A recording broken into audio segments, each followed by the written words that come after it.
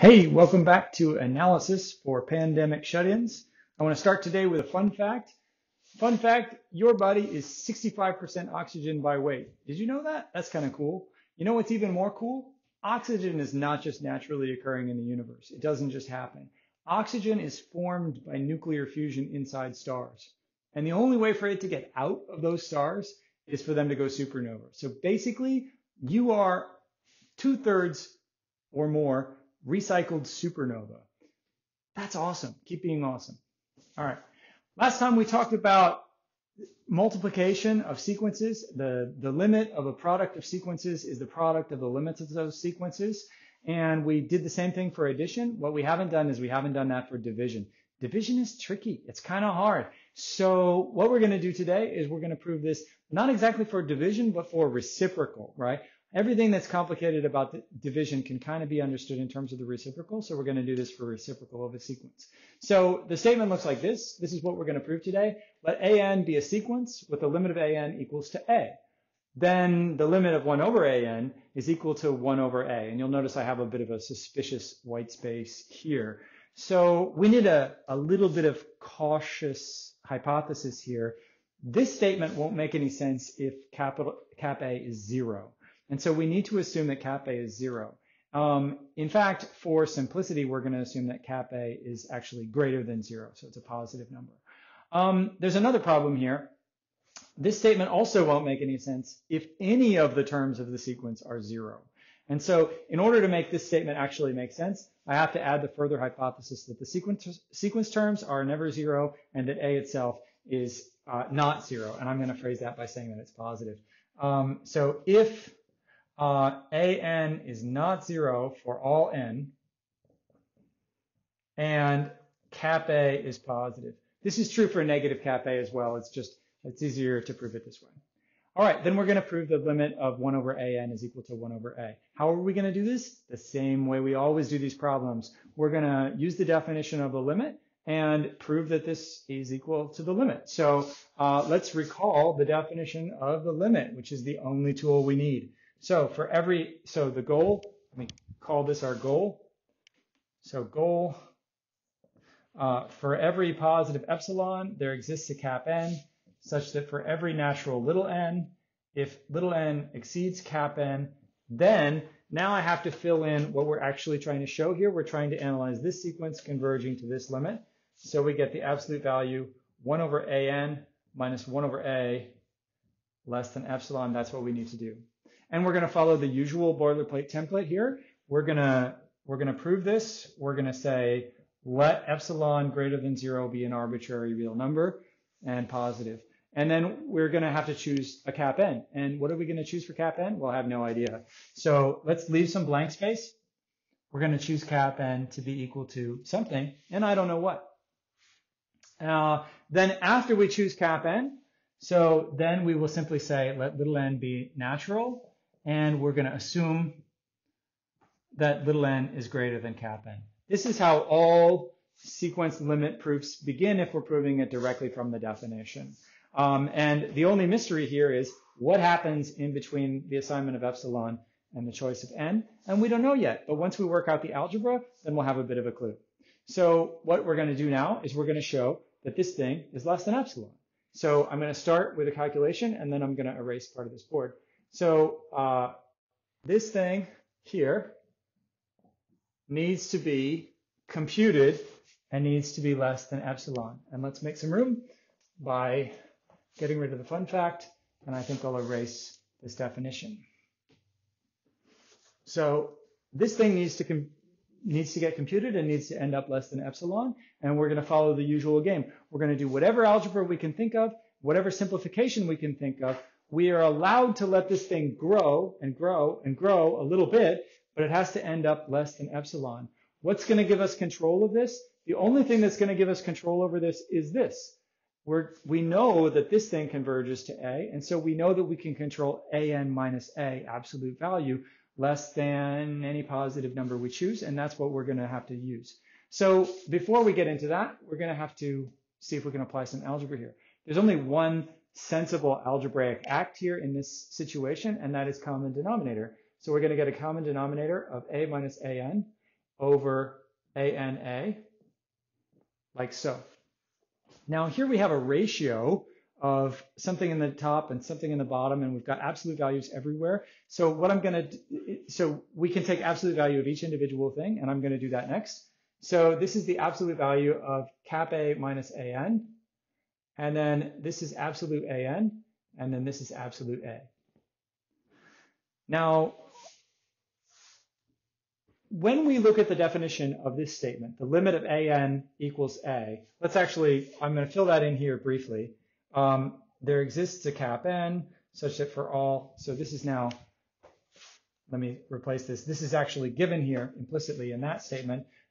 If N exceeds N, then AN minus A is less than epsilon. When we open up this statement in terms of its definition, we get this with AN minus A. And right away we notice we have A minus AN, which is close but not equal to what we actually know something about. So I wish it said AN minus A.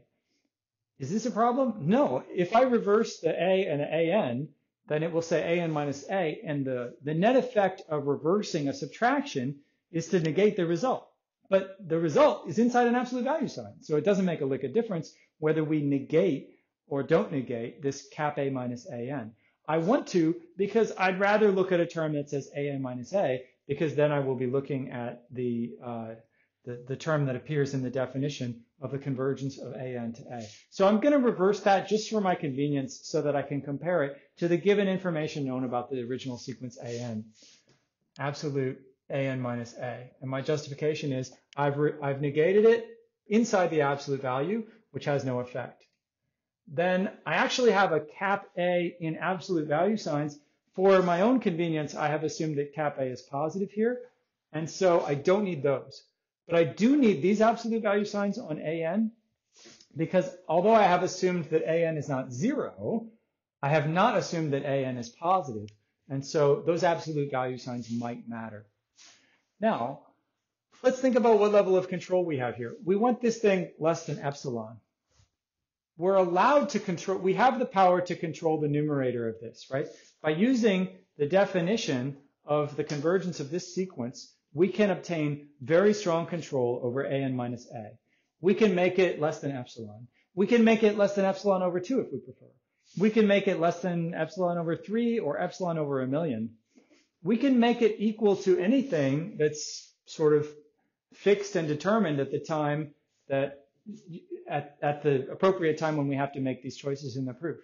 I could even use this definition to control AN minus A so that this thing is less than epsilon times cap A. Now, why would I want to do that?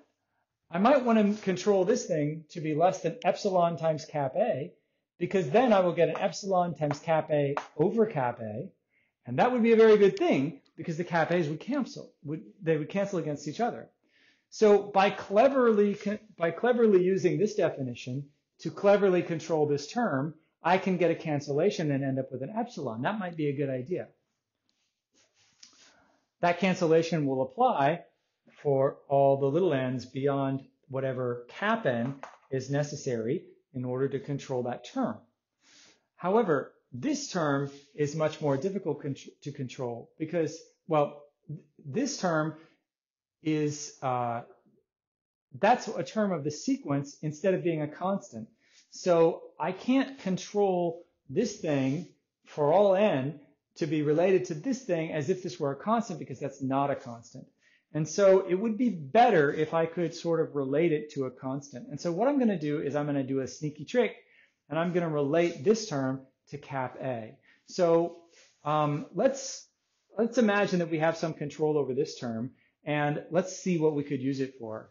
So here I'm going to say if AN minus A, if that should be control, if we could find a way to control that term so that it was actually less than half A,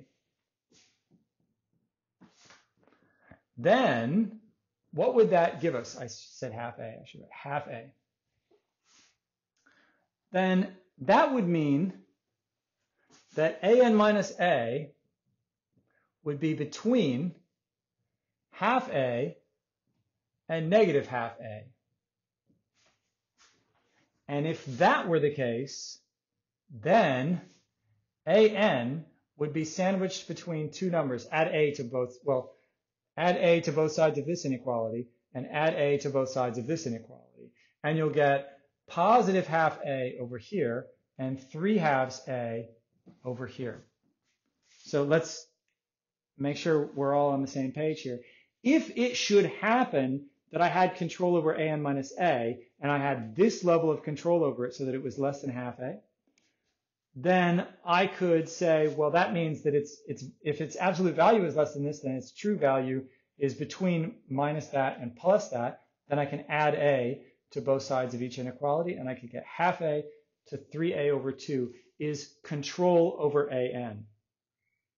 And that would be a very useful thing to know. Now, this could allow us to get some level of control over the absolute value of a here. Now, what would we know further here? If we had an between half a and 3/2 a, then as a simple consequence of that, because a itself is positive, we would have an itself positive. So if I somehow had this level of magical control over an, then I could say, first of all, that an is positive, and second, that it's somewhere in this range. That would be really nice to know, because that would allow me to discard these absolute value signs, and then it would allow me to relate an to a. Now, how could we possibly know such a thing? Well, this is control over an minus a, and we can get the control we need over an minus a by invoking this definition if we do it right. We can get control less than any epsilon we want, so long as epsilon is a positive number. Is this epsilon a positive number? Is this 1/2 a positive number? It is, right? Because I've assumed, for convenience, that a itself is positive. So this is actually a positive number and is a perfectly legitimate choice for epsilon if I want to use the given information of this convergence. And so I can do that. So if I want this level of control, then I can get it. And let's figure out how we write what we're going to do. So the way we write this is we say let n1, well, let me say choose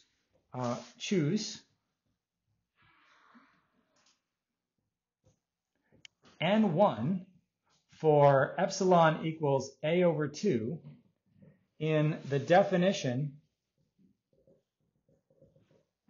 of the limit as n goes to infinity of an is equal to a. And then what do we know? We know that if little n is bigger than n1, then the absolute value of an minus a is less than 1/2 a. Okay? So basically we're invoking here the definition of the convergence of an to a in order to produce this very nice phenomenon here, that an minus a is under control, and that gives us a pretty good control over an. And then, obviously, this n1 is going to feed into the definition of n later. So this is a level of control that we want over an itself. And if we get to assume that that control is like active, then we can continue here. And we'll talk in a moment about whether we really can legitimately assume that we've got this or not. But let's just take this all as a given and continue the proof. So the next thing I want to do is I want to say that this is less than or equal to something. I can't say greater than or equal to, then I'll never get what I want. I can say less than or equal to. And by saying less than or equal to, I'm permitting myself to make modifications. And what I want to do is I want to make a modification to the bottom. I don't want this an, this variable an, to appear in the bottom. I only want constants like cap a to appear in the bottom. So let's think about what this less than or equal to allows us. Here we have a fraction. This less than or equal to permits us to make the fraction bigger. If I'm permitted to make the fraction bigger, then I can make the denominator smaller. So here I am permitted to shrink the denominator. Now the denominator is absolute a and a. I want to shrink it. How can I shrink it? I can change the an to half a. So by doing that, I will shrink the denominator. Now you might worry that I just played a little fast one and I replaced an absolute an with an an, right? I'm treating this absolute an like it's just an an. But no worries, an is positive now. So, so it is legit to replace the absolute an with an an and then shrink that to 1/2 a. And that will give us this thing. By shrinking the denominator, we grow the fraction, which means we are correct in this less than or equal to here. Now, we have a 1/2 in the bottom, which is kind of inconvenient. So let's just change this. Let's just simplify this an minus a over a squared. So I've got a 2 here and an a squared here.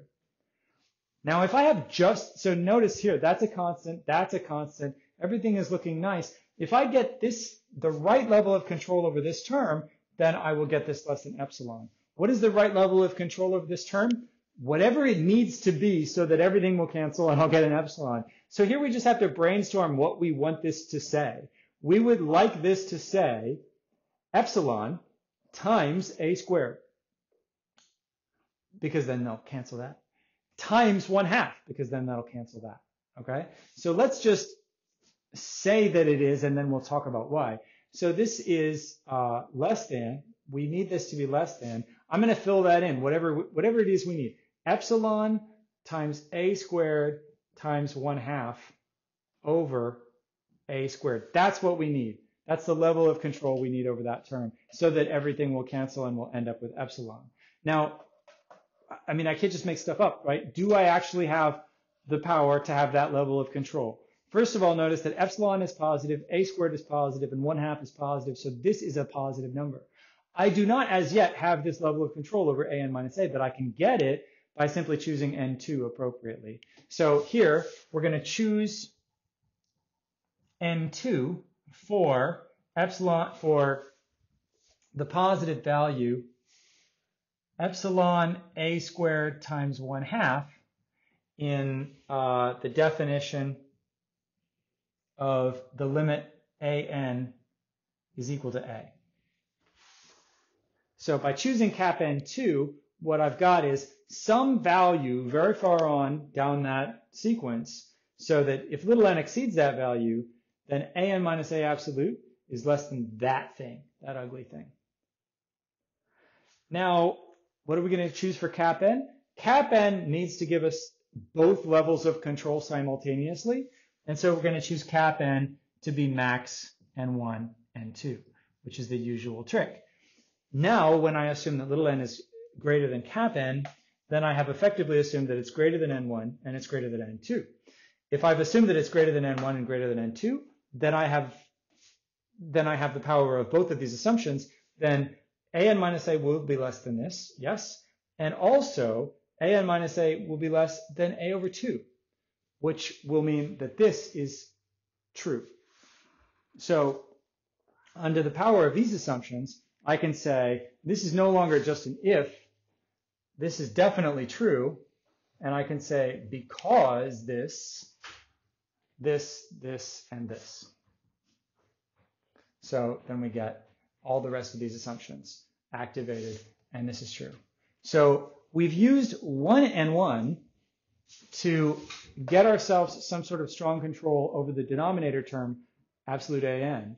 We've used the other n and 2 to get ourselves some strong control over this term and get epsilon a squared over 2.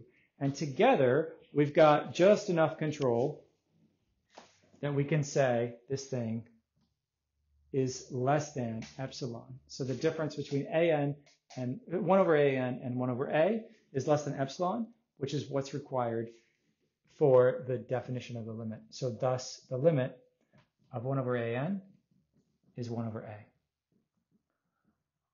So this demonstrates that if you have a sequence of non-zero numbers converging to a positive number cap a, then the reciprocals will converge to 1 over a. And that's very good news. This also solves the problem of division, and I'm not going to do it in detail, but the division of one sequence by another, bn divided by an, is the same thing as the product bn times the reciprocal of an, so bn times 1 over an. And if division can be expressed as multiplication together with reciprocal, then the limit law for the reciprocal and the limit law for multiplication can just combine together and give you a limit law for division. So this gives us the appropriate limit law for division under the appropriate assumptions that the denominators are non-zero.